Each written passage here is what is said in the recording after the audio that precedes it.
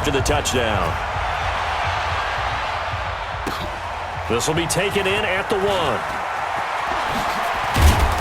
And he'll take it up past the 25 to the 26-yard line. The Falcons take over 1st and 10 at their own 26-yard line.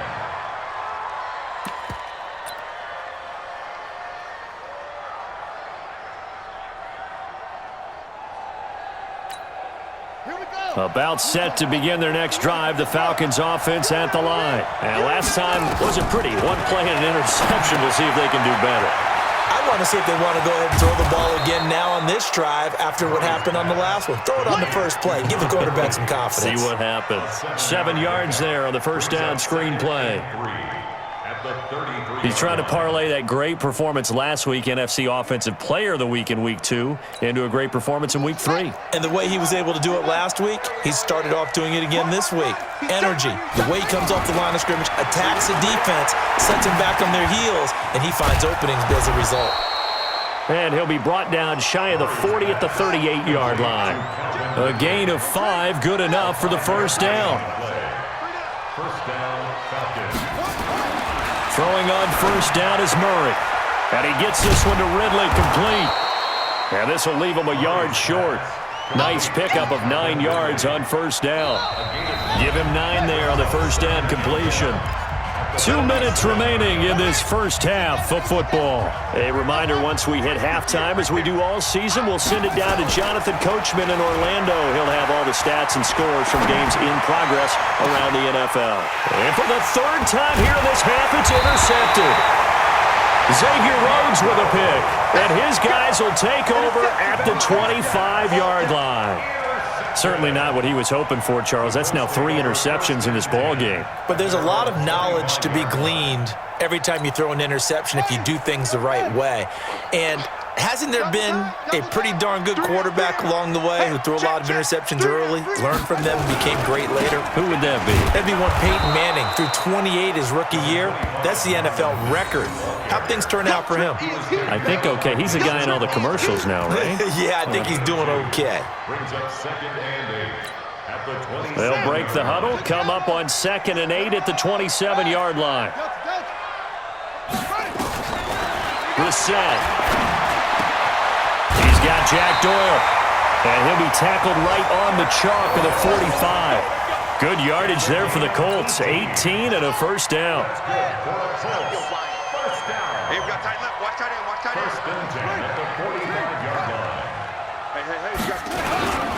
They'll run on first down. It's Mack. It's a 6-yard gain on the ground, and that'll make it 2nd and 4. Let's talk a little football 101 here, because one of the keys to advancing the ball downfield, success on first down. Huge difference, as we know, between 2nd and 4 and 2nd and 8 and 9.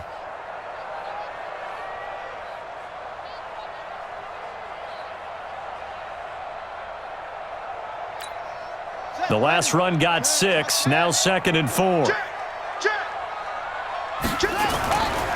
They'll run with Mack. And for one of the few times here today, this run's not going to go anywhere.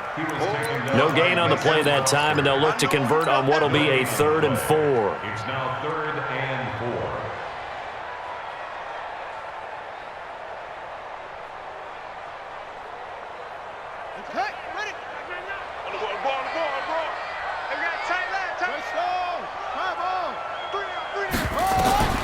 They'll throw now on the final play. Taken in by the tight end Doyle. And he'll go down, but not before getting this inside the 30. So we reach halftime in what's been a fairly one-sided game so far. As we'll head down to Orlando, that's where we find our man Jonathan Coachman at our EA Sports Halftime Report. Coach, second half ready to get underway. The Colts with a lead, and they will receive the football. And that'll carry over the back line of the end zone for a touchback.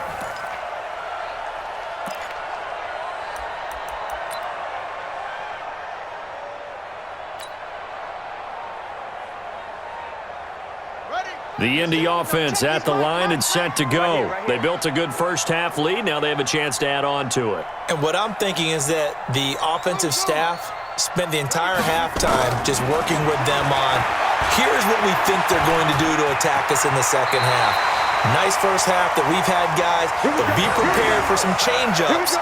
We're going to see them when we kick it off in the second half. See how they handle any adjustments that might be made defensively. First and 10 at the 36-yard line. So from the 36 now, first and 10. Quit talking about it and bring it. He's checking, he's checking, he's checking. Crash, crash. Hey, alert 3, go. A give running right is Mack. And they're going to stop him right at the line of scrimmage. Just no cutback lane to be found whatsoever. Second and 10.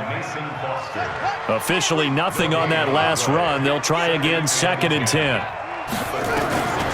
From the gun, here's Brissett. And that'll be incomplete. Took a pretty good shot as he tried to pull that one in. Couldn't hang on, third down. They had the incomplete pass on second down. Now they need a big play here, third and 10. And now a timeout defensively by the Falcons. It's just their first, so 2 remaining as they burn one here in this third quarter. An incomplete pass on that last play, and that means they'll need to come up with something here on third down. Now Brissett, wide open receiver, complete. And he'll be taken down, but not before he works it past the 50. 16 yards the pickup there. The Colts have a first down. From Falcon territory now, here's first and 10 at the 48-yard line. Now a carry from Mack. 7 yards on the pickup there, and it'll leave him with a second and 3. And that looked like some pretty easy yardage there right up the gut. And he's a guy that has some height to him. So when you don't have to drop a shoulder or create or get through contact or trash, makes it a lot easier to stay upright, see the field, and make a run as we just saw there.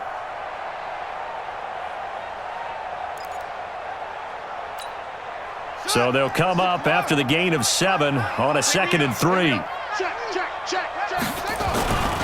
Staying on the ground with Mack. And he'll get it down on the play to the 37. 4 yards the pickup, first down.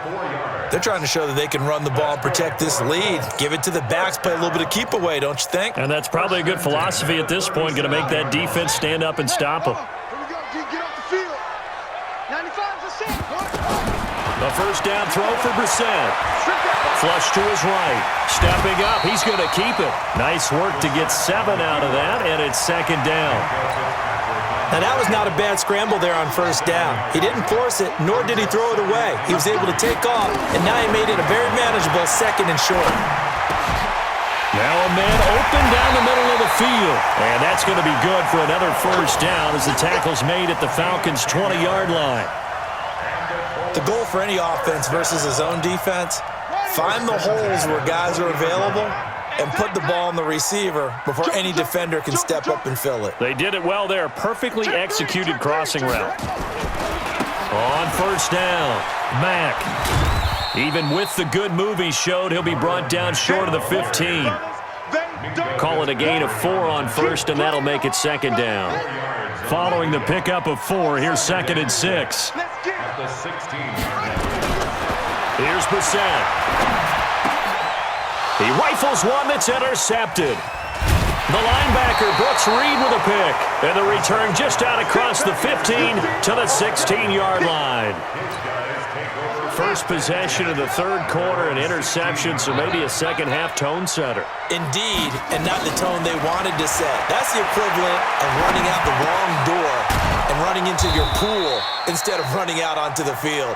A real dud for that one. Has that happened to you before? No, but I've heard stories about teams actually doing that back in the good old days. At the 22-yard line. 6 yards was the pickup on the last completion, so here's second and 4.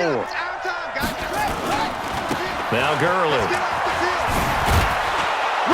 And they're going to get him behind the line yet again as his nightmare afternoon continues. 4 yards the pickup, first down.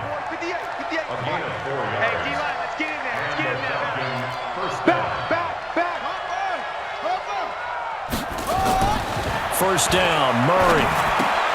And he will find Ridley. That's complete. Just a yard on the catch there. It'll be 2nd and 9. You know, despite the scoreline, I think they've got to like where they are here. They're on the road and just one big play away from getting right back in this game. I'm going to follow right along with you because the spot they're in now is a credit to their defense. They've kept... He's got a man complete. And that one results in 35 yards. So how about that for a chain mover? They're all the way down inside the 40 now for 1st and 10. You ain't doing nothing today. Check 90. Check cover. Murray now on 1st down. He gets it to Gurley, complete.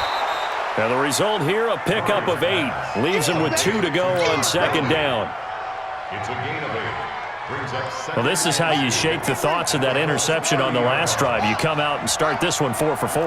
And watching him throw it around with that type of confidence reminds me of the guy I played with way back when who told me, I don't care if I throw 10 interceptions in a row, I'm going to stay confident, keep flinging it. I just figured there's something wrong with the football. I think it's pretty evident we can say what a difference a week makes. Last week, he ran pretty much wild, didn't he? Did pretty much what he wanted to do.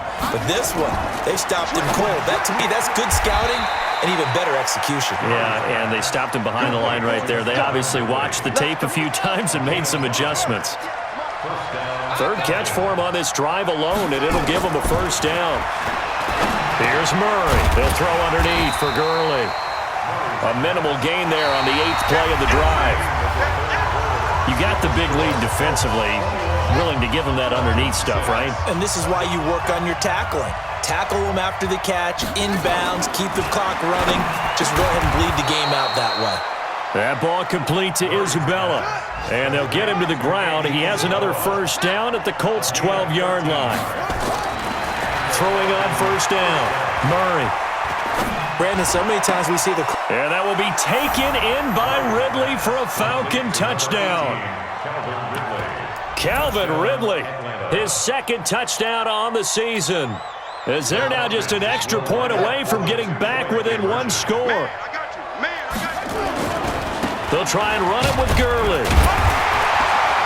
And he gets halfway there down to the 1-yard line. Well, they couldn't be happy that they were having to stop a 2-point conversion because that means they gave up a touchdown. But a little solace there. You saw some good gang tackling, stacking him up before he can get to the end zone. We talk about offensive units putting in more 2-point period sessions in practice. Defensively, do you do the same? Absolutely. You have to because you never know how aggressive these offenses are going to be in games nowadays. Starting the drive with a give to Mack. And from the 25, they work this to the 29, a gain of 4. Well, Brandon, pace comes into play now because they've got the advantage. They've got the football, but they've got to be very careful about what speed they're going to play. You know, my music teacher back in New Paltz, Mrs. Bythema Bagley, used to say, don't go prestissimo when you really want to go largo. And what she meant by that is don't go too fast when you really want to go at a nice, slow, deliberate pace. I am speechless. I am without speech. The Colts on 3rd down, a perfect 4 for 4 thus far. This will be 3rd and 5. Out of the gun, Brissett, dancing to his left. He can run for it, and he will. 8 yards that time, able to take off, and the result is a 1st down. That is an absolute backbreaker. That was a design passing play, wasn't a draw.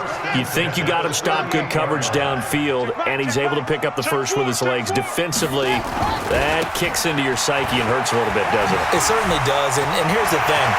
Anytime you give up a 1st down, it hurts you psychologically, but it hurts more when they get it this way because you've covered everything. He didn't have any place to throw the football. He takes off running and picks it up anyway, and now you have to stay on the field for an extra set of downs. And really could have used that stop trailing here in the 4th. Here's Brissett. And that is caught. Touchdown, Indianapolis. Zach Pascal, his 2nd touchdown on the season. And the Colts, they add on to their advantage. And now the Colts are going to keep the offense on the field as they'll go for 2 here. They'll try to run it with Mack, and he will.